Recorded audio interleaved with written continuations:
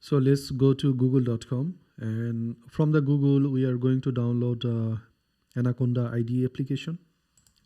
So type download Anaconda Python.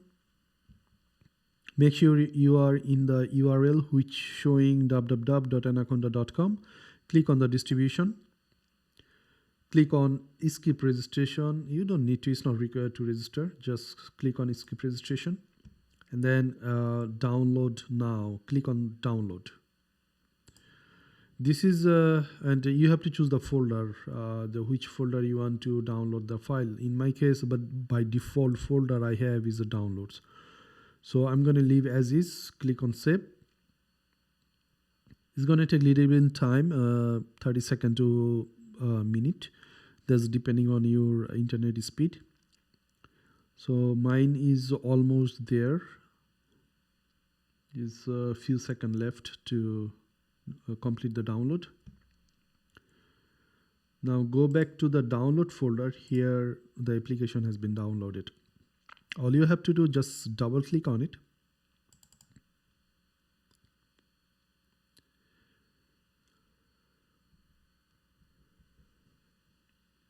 Click on next, agree, next, next, install.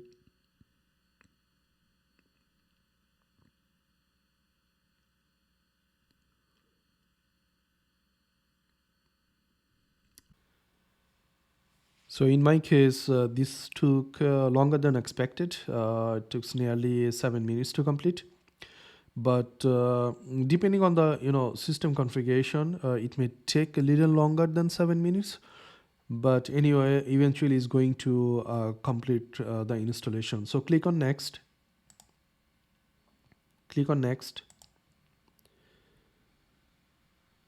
Click on just finish. So once you successfully install Anaconda, then what you have to do, you can search on Anaconda Navigator.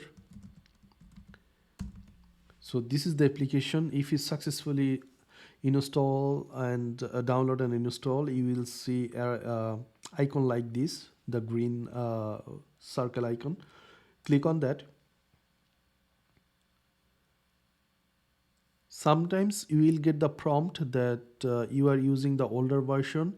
Then in that case, you may have to click on download the updated version. It's better to download the updated version. Loading application. So here you go. So this is the Anaconda Navigator. So from this navigator, we can use either PyCharm Professional, PyCharm Community, VS Code, Jupyter Notebook to write the Python code. But our preferred tools will be Jupyter Notebook.